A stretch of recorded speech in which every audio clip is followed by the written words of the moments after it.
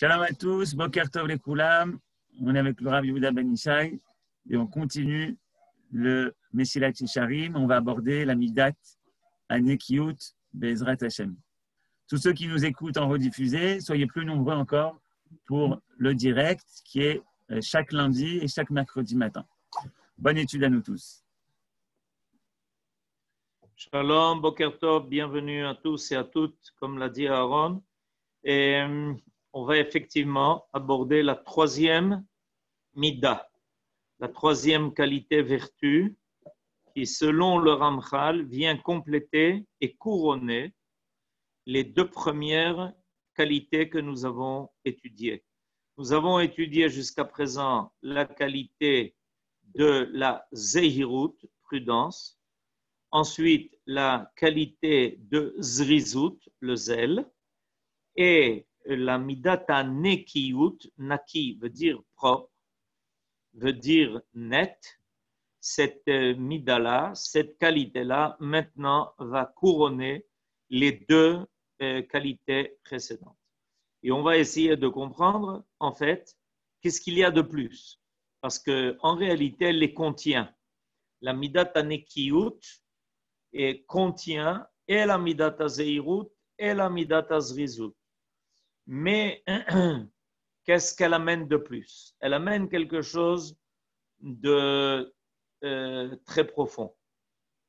En fait, le Ramchal va nous dire que jusqu'à présent, l'homme était celui qui savait, connaissait la faute et la possibilité de la faute et qui, par son travail, par ses qualités et vertus, faisait tous les efforts nécessaires pour ne pas fauter et accomplir ses devoirs. C'est-à-dire qu'il avait toujours quelque chose à surmonter. Voilà ce que nous avons appris jusqu'à présent. La troisième mida, la mida nekiyut, et il est important de le dire, à laquelle tout le monde est censé parvenir. C'est-à-dire qu'on sait que dans Mesilat Yesharim, il y a plusieurs degrés, il y a plusieurs niveaux. Le niveau élémentaire est un niveau qui est en fait destiné à tous et à toutes. Et ce niveau élémentaire-là comprend et la midata zeirut, et la midata zrizut, et la midata nekiyut. Après, on passe déjà à un niveau plus élevé qui n'est pas forcément destiné à tous et à toutes complètement. On peut évidemment en prendre des étincelles, sûrement. Et celui qui progressera et avancera dans sa perfection pourra évidemment s'élever sur cette échelle des valeurs que le Ramchal nous propose dans son livre. Mais il y a quelque chose d'élémentaire à laquelle tout le monde est censé parvenir. Ce sont les trois midot, les trois vertus et qualités dont on a déjà évoqué deux d'entre elles, c'est-à-dire la zeirut et la zrizut. Maintenant, on passe à la nekiyut. La nekiyut, c'est le fait d'être net. Alors, nous dit le Ramchal la chose suivante. La propreté signifie pour l'homme être net de tout défaut et de toute faute. Il ne suffit pas seulement de bien connaître les limites de la faute, mais encore de se débarrasser de tout ce qui influence le cœur à autoriser l'interdit.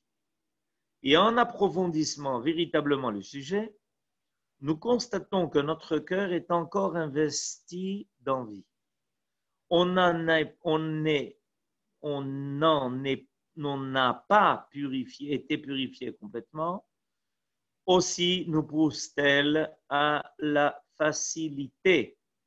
Mais l'homme, qui s'est entièrement dégagé de cette souillure et qui s'est rendu net de toute auréole malsaine que l'envie laisse derrière elle, sera parfaitement lucide et la convoitise ne le détournera point. Alors, ce que le Ramchal est en train de nous dire, c'est la chose suivante.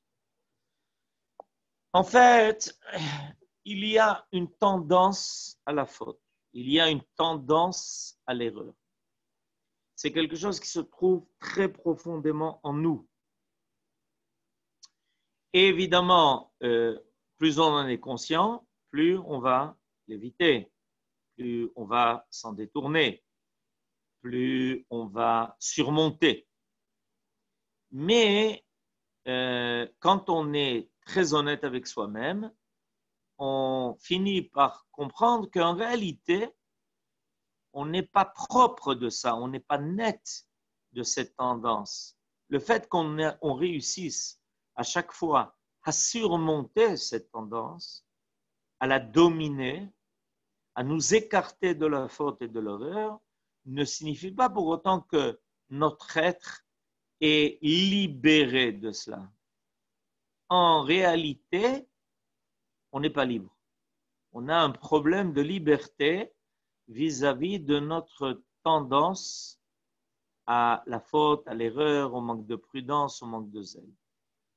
Il y a quelque chose en nous qui existe et on a sans arrêt une énergie que l'on a à dégager pour précisément surmonter et pour ne pas tomber dans l'erreur et la faute.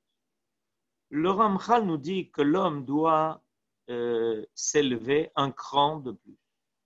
On a un échelon de plus à franchir.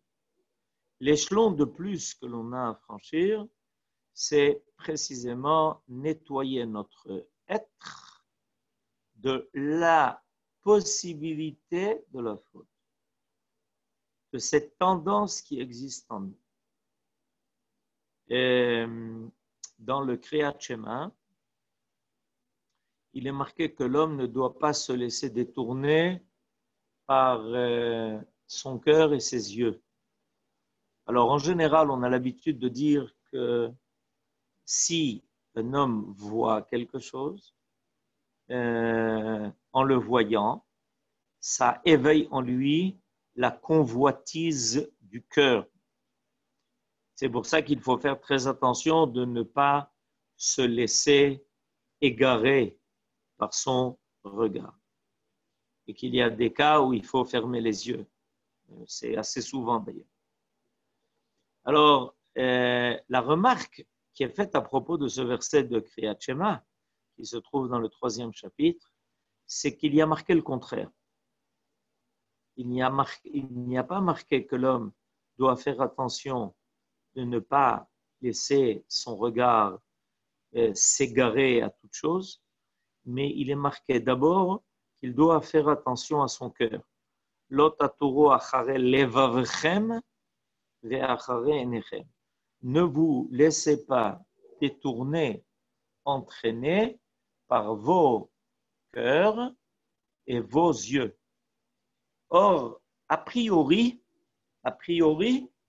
ce qui d'abord va entraîner l'homme, c'est ce qu'il va voir. Ensuite, de là, va se réveiller dans son cœur une envie, un désir, quelque chose qui n'est pas forcément positif et qui risque de le détourner du véritable but qui est à poursuivre. Or, voilà que la Torah a inversé les choses et pas pour rien. La Torah a inversé les choses et elle a parlé de ne pas d'abord se laisser détourner par son cœur. Pourquoi? Parce que, en réalité, les yeux vont être sous l'influence de ce qui se cache profondément dans le cœur de l'homme. Tout va commencer au plus profond de son cœur, au fond de son être. Si un homme n'a aucune attache, n'a aucun lien, n'a aucune shayachut, en rien, il n'a rien à voir avec cela, ces yeux, en général, soit ne se poseront pas, soit se fermeront automatiquement, soit se tourneront de ce qui risque de l'entraîner dans quelque chose de négatif. C'est-à-dire, en fait, les yeux vont d'abord être sous la direction du cœur. Et c'est de ça que le Ramchal, maintenant, nous parle dans la Midat HaNekiyut. Dans la Midat HaNekiyut, il nous parle avant tout de ce qui profondément est caché en nous et nous laisse croire qu'il y a la possibilité de la faute. Il y a en l'homme qui n'a pas fini ce travail-là une idée que la faute est possible, que les conséquences ne sont pas si graves que cela, que c'est peut-être pas l'idéal, mais que c'est pas une catastrophe, en d'autres termes. Il y a donc une espèce de prison. L'homme est prisonnier de ces tendances qui se cachent profondément en lui. La Midat HaNekiyut, cette troisième valeur que le Ramchal invoque maintenant, c'est la capacité de se libérer de cela. C'est-à-dire que, en fait, à un moment donné, on n'a plus d'efforts et d'énergie à développer pour éviter la faute, pour être zélé. Ça nous devient quelque chose qui nous est complètement étranger. Chacun de nous, dans certains domaines, a cette Midat HaNekiyut. Personne,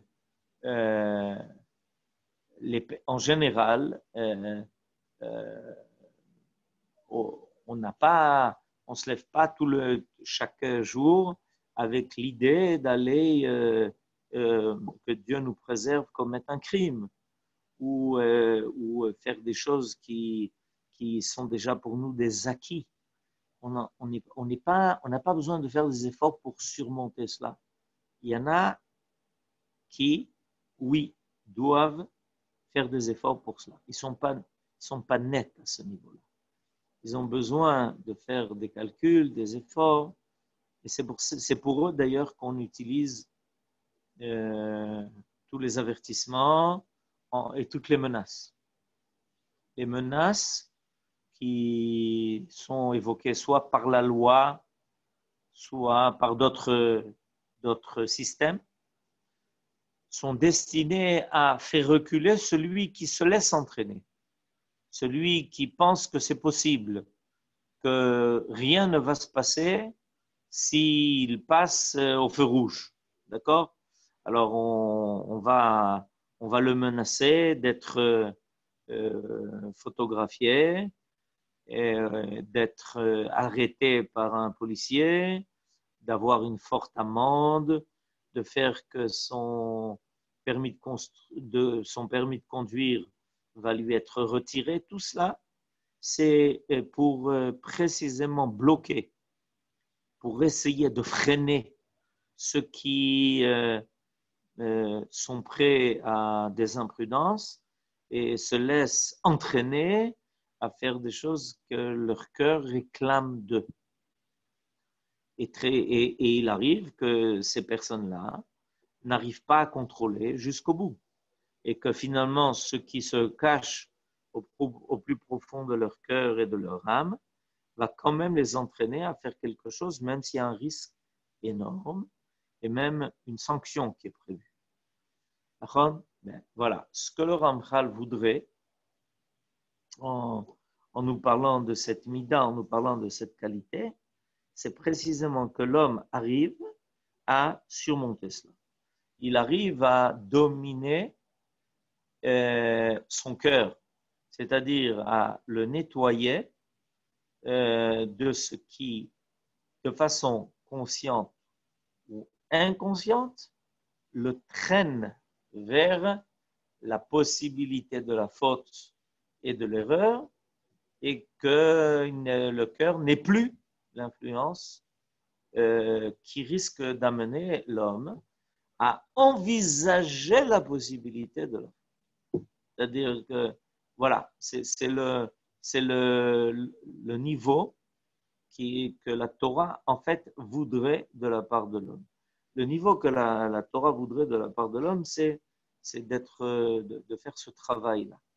C'est un travail qui est un travail de longue haleine et un travail qui réclame d'être très matmide, parce qu'on ne peut pas l'acquérir d'une seule fois. Il faut l'acquérir pas à pas, longuement, avec beaucoup d'assiduité. Et il nous fait remarquer qu'il y a une expression dans le Talmud qui parle de cela. Des gens qui sont nekiyeh ada'at shebirushalayim. C'est quoi? Des personnes à la conscience pure qui étaient connues à Yerushalayim. Yerushalayim, c'est en fait le niveau dont il est question ici. Il y a à Yerushalayim un contact suffisamment évident avec le divin pour pouvoir parvenir à ce niveau-là, où non seulement on ne faute pas parce qu'on domine son instinct, mais on ne faute pas parce qu'on arrive à se libérer de la prison de l'instinct. Ce qui a des fois causé un grand yéhouch, désespoir chez les hommes, chez certains, c'est de constater qu'il y avait chez l'homme une tendance au mal et que l'homme n'était pas capable de s'en libérer. Il était prisonnier du mal qui se cachait en lui, de cette tendance au mal. Or, la Torah nous enseigne qu'on peut se libérer de ça. On peut se nettoyer de ça. On peut arriver à avoir un cœur qui est net, où il n'y a pas de cette volonté de vouloir fauter. Alors, c'est évidemment une mida à laquelle on parvient après que l'on ait travaillé sur les deux midot précédentes.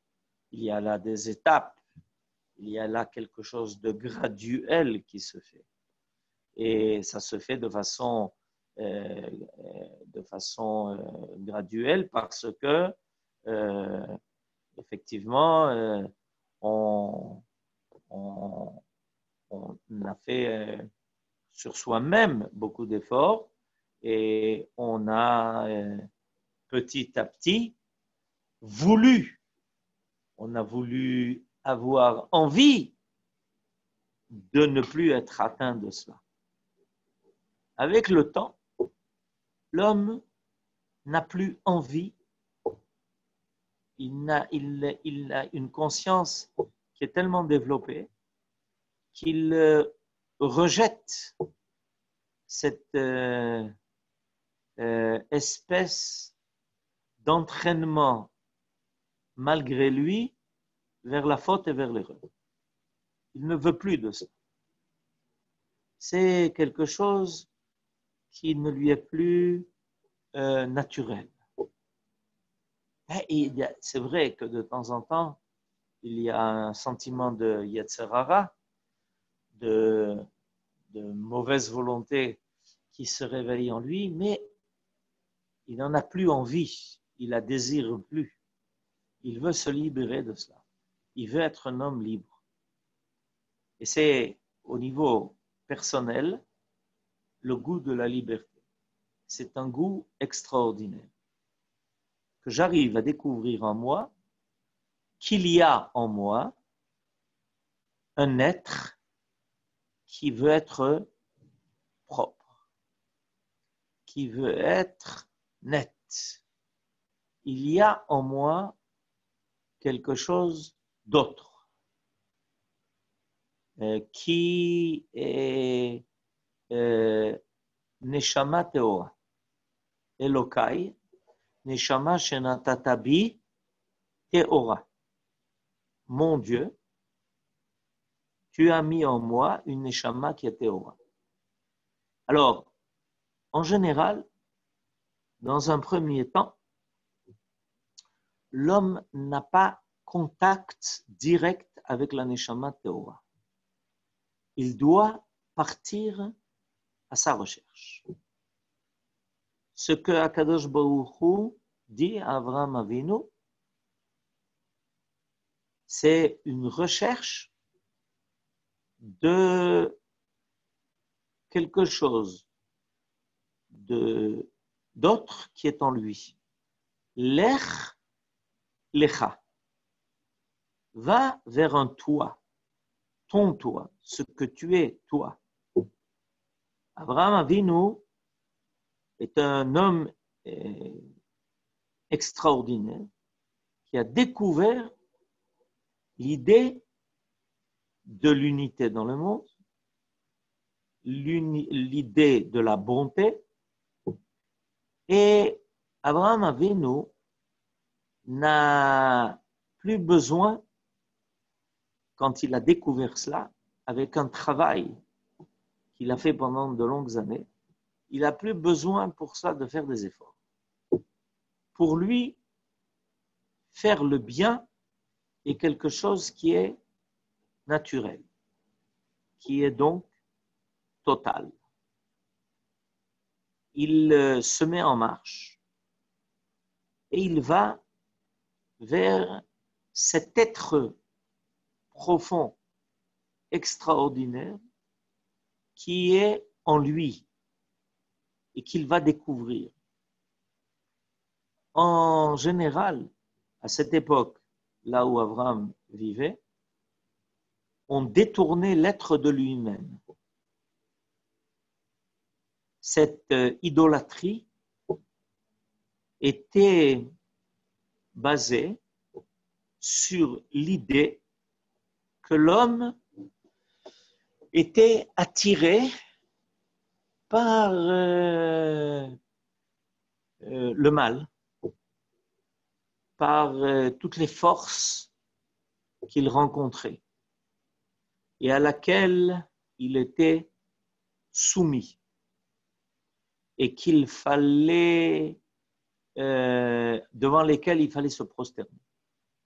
Et l'idée fondamentale, c'est qu'on se prosternait devant les forces qui dirigeaient la vie de l'homme. Et il fallait évidemment les apaiser. Alors, en apaisant ces forces-là, l'homme arrivait à survivre. Ces forces-là, d'après les idolâtres, elles dominaient la vie de l'homme. Pas seulement les idoles qui étaient à l'extérieur de lui, mais les idoles qui étaient en lui. Avraham Avinu, notre ancêtre, celui qui fait apparaître la foi dans le monde, et en fait fait faire tchouva au monde entier, qui remet l'histoire de l'homme sur les bons rails. Découvre qu'il y a en l'homme quelque chose d'autre, qui est profondément croyant, qui est profondément attaché à celui qui l'a créé.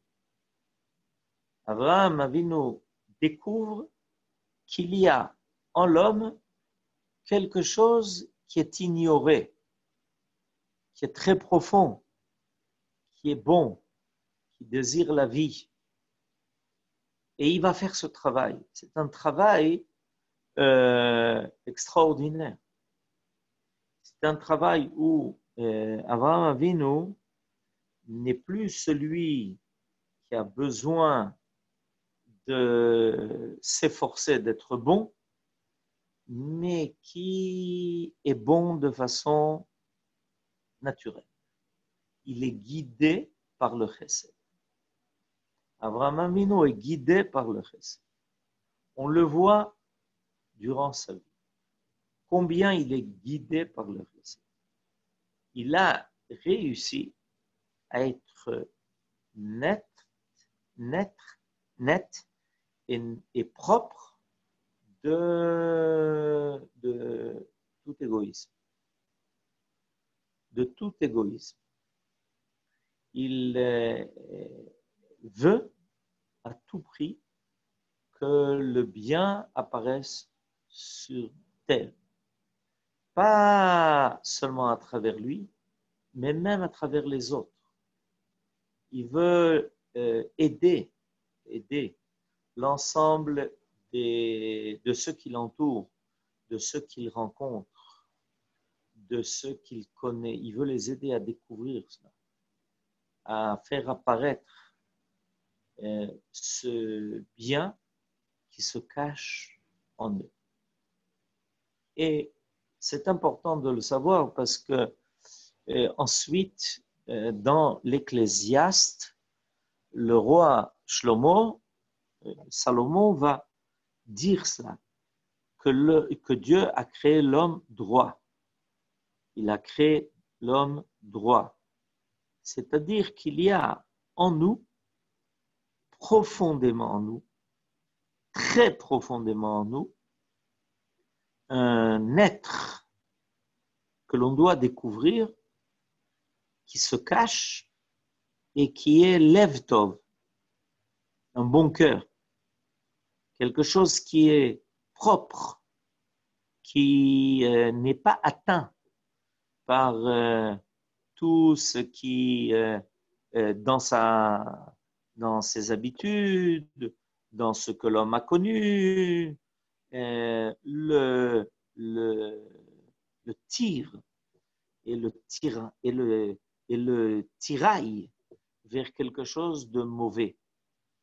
Chacun de nous doit arriver à cette nekiyut, c'est-à-dire se frayer un passage profond en lui jusqu'au plus profond de lui et de découvrir là-bas cette neshama teora. Quand tous les matins on affirme Elokai neshama shenatata bi teora, en réalité, on a, après l'avoir affirmé, maintenant un chemin à prendre. Le lech qui est dit à Abraham Avinu pour commencer à se mettre en route, c'est pour arriver à lecha, pour arriver à ce qui est en toi. Lech, lecha. Et plusieurs fois, la Torah fait allusion à cela. Elle fait allusion au fait que par ce travail où on est guidé par le Créateur, on doit arriver à découvrir en nous cet être-là fondamentalement bon, qui a été créé à l'image de Dieu. Et on a un déblaiement à faire. Ce déblaiement à faire, c'est le travail qui se fait par tout le travail des midot, par tout ce qui se fait par l'étude de la Torah, par les mitzvot, par les midot tovot, par la midat azirut, la midat azrizut, pour arriver à quelque chose de naki, pour arriver à quelque chose qui est propre. Quand on arrive à découvrir cet être bon qui est en nous, c'est un bonheur énorme. C'est quelque chose d'extraordinaire de ne plus avoir cette lutte qui est en nous entre ces deux êtres-là. Celui qui veut le bien, le bon, et celui qui doit faire tellement d'efforts pour ne pas se laisser tirer, attirer, détourner par le mal. Et il y a donc ici une liberté à acquérir. Et évidemment, cette liberté, comme Nachon, vous avez raison, cette liberté, elle n'est pas facile à acquérir. Effectivement, on vient de me dire que dans la vie, un homme rencontre des circonstances qui, des fois, ont fait amasser beaucoup de couches sur son être vrai, qui est l'être bon, qui est l'être total, qui est l'être en contact avec le divin. Nachon, c'est pour ça que cette mida, ce que vous venez de dire, ce que vous venez de m'exprimer, nous explique tout à fait maintenant pourquoi cette mida s'appelle midat anekiyut, c'est-à-dire propreté. On doit faire le nettoyage. On a un nettoyage à faire. Alors, le nettoyage, on connaît le nettoyage à la maison pour enlever la poussière, pour enlever tout ce qui cache les objets qui doivent apparaître dans leur essence, dans ce qu'ils sont véritablement. Quand il y a de la poussière, quand les vitres ne sont pas propres, la lumière ne passe pas comme il faut. Quand il y a de la poussière sur les meubles, on ne voit pas les meubles. Quand il y a des taches, on ne voit pas le tissu. Eh bien, il en est de même pour l'être. Nous devons faire un travail de nettoyage. Ce travail de nettoyage est un travail qui, quand il est réussi, fait apparaître tout d'un coup quelque chose d'extraordinaire, une lumière. Mon cher Rabbeinu, il y a une lumière qui émanait de son être, qui émanait de son visage. Cette lumière était tellement intense, était tellement extraordinaire, qu'on ne pouvait pas voir Moshe Rabbeinu directement, on ne pouvait pas regarder son visage. On avait du mal à rencontrer cette totalité d'être qui était Moshe Rabbeinu. Et nos sages parlent de Toho Kebaro, c'est-à-dire celui dont le contenu est en accord avec ce qui apparaît. En général, il y a une dissonance qui se fait. Il y a un clivage. Il y a quelque chose qui fait que les deux êtres que nous portons en nous ne correspondent pas forcément. Il n'y a pas d'harmonie. Il n'y a pas deux êtres qui sont calqués l'un sur l'autre et qui sont suffisamment l'être extérieur lucide, translucide et transparent pour laisser apparaître ce qui est derrière cela. Et même au niveau du cerveau de l'homme, on sait qu'il y a la base du cerveau de l'homme. Il y a l'essentiel du cerveau de l'homme qui lui est recouvert par les autres parties plus connues. Mais la vie, elle se cache là-bas. Elle se cache dans le tronc du cerveau. Le tronc du cerveau, c'est là-bas qu'est l'être total et véritable. Le cerveau dévoilé, connu, lui a déjà été bien impressionné par beaucoup de choses et il empêche de nous permettre de rencontrer notre tronc de vie. Ça s'appelle Etz Achayim. Dans le Gan Eden, il y avait un tronc de vie. Etz Achayim. Et il était caché par un arbre. qui était le Etz Da'at Tov Vara. Ce qui malheureusement a fait échouer l'homme. Cet arbre qui était la connaissance du bien et du mal est un arbre qui cachait l'autre, qui cachait Etz HaChaim. Voilà où a été l'erreur de Adam Arishon et de sa femme. C'est qu'ils ont rencontré cet arbre de la connaissance du bien et du mal, mais cet arbre-là, derrière lui, se cachait un autre arbre, qui était Etz HaChaim.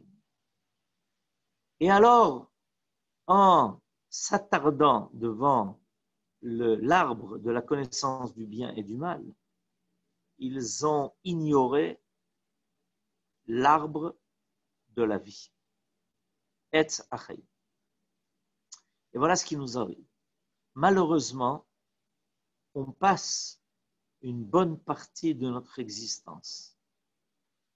Il y en a qui disent pratiquement toute la vie, à s'occuper de faire un tri entre le bien et le mal, entre ce qui est convenable et ce qui ne l'est pas. Ça nous prend beaucoup de temps et beaucoup d'énergie. Le Ramchal nous dit qu'on doit arriver à une midata nekiyut, c'est-à-dire faire le propre. Ça veut dire enlever tout ce qui nous cache la vie dans son essence, dans ce qui est fondamental en elle. Alors, pour ça, il faut apprendre à ne pas se laisser détourner, parce que très souvent, ce qui nous entoure, les civilisations, la culture de l'homme, la culture qui a été développée par les autres, va nous empêcher de rencontrer notre être total, celui qui est en nous, qui est là et qui attend de pouvoir s'exprimer. Lui ne voudra que la vie. Ça s'appelle Etz HaChaim, comme je l'ai dit tout à l'heure. Il ne désire que la vie et il ne sera influencé par rien d'autre que ce qu'est l'essence de la vie. Alors on a un travail de Nekiyut. Et alors on peut le faire. On peut faire comme on apprend à faire ce travail au niveau de son corps, à éliminer tout ce qui est résidu, tout ce qui est qui risque d'empoisonner notre être. On se libère sans arrêt de tous ces déchets. On doit le faire au niveau de notre nefesh. On le fait au niveau de notre nefesh. C'est l'idée de la nekiyut. Réfléchissons, faisons le calcul véritable. Qu'est-ce que j'aimerais? Qu'est-ce que je désirerais véritablement si je n'étais pas sans arrêt entraîné, détourné par des éléments qui ne sont pas profondément moi-même. Alors, on est maintenant Rosh Chodesh Av. Aujourd'hui, c'est le jour du décès de Aaron HaKohen. Et qu'est-ce qui nous est dit dans la Mishnah de Pirkei Avot?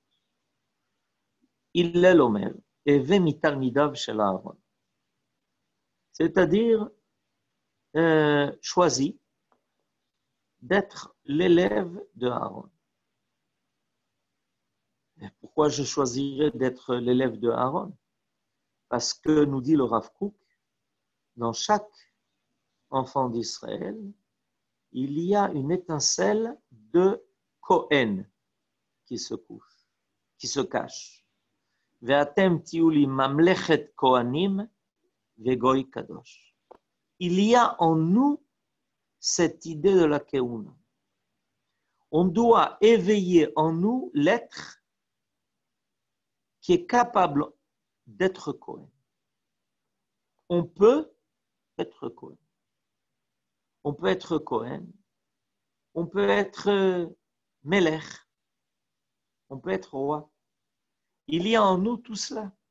Tout ce que l'on apprend dans la Torah sur ce qu'est la Keuna, sur ce qu'est la Malchut, le fait d'être la condition de Kohen, la condition d'être roi.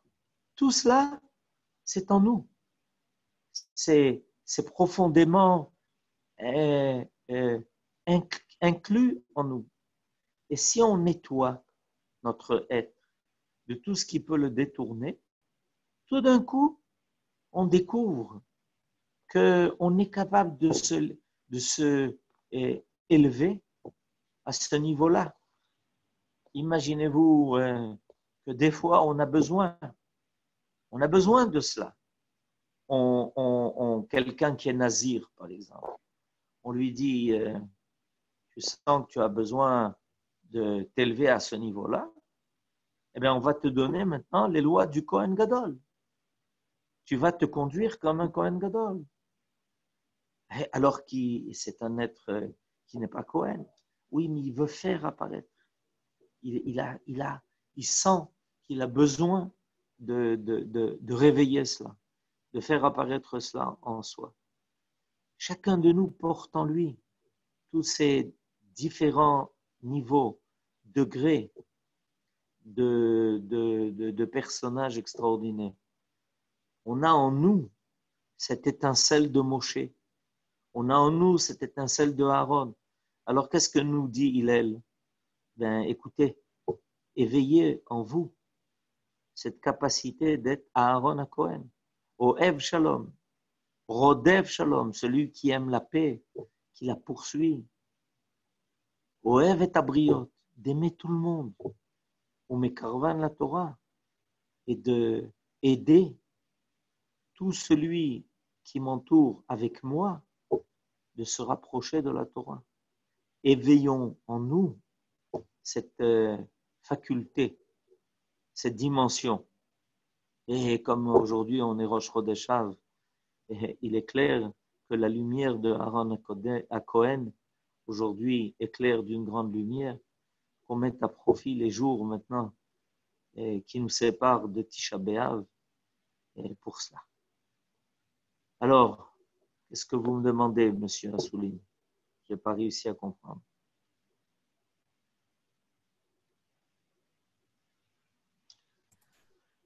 Voilà, j'ai chanté toute seule le Hallel. Shalom, Toda Rabba. Et vous allez pouvoir maintenant ouvrir vos micros. Vous pouvez, monsieur Assouline, vous aviez une question? Oui, bonjour. Shalom, shalom. Shalom, shalom. En fait, il y a juste une phrase qui m'est revenue comme ça au dernier moment. Pourtant, c'est marqué dans Parashat Bereshit, Ki ha'adam ra minei horav, que l'homme est mauvais depuis sa tendre enfance. Et oui, on parlait tout à l'heure. Oui, oui, la référence que vous avez donnée se trouve dans Bereshit, mais plus précisément, il est marqué Yetzer lev à Adam ra minei horav. C'est pas l'homme qui est mauvais. Ah, le Yetzer. C'est Yetzer lev à Adam ra minei horav. Donc, il y a en lui quelque chose qui va cacher son être bon. Voilà ce qui est marqué. Yetzer lev à Adam ra minei horav. Pas l'homme. Ça, c'est une déformation chrétienne. D'accord. J'avais oublié le Yetzer juste avant, effectivement. Vous avez raison à 100%. C'est important, ce n'est pas l'homme qui est mauvais, non. Nachon. נכון. תודה רבה. כל טוב, שלום, שלום. חודש טוב. תודה רבה, חודש טוב à tous. טוב.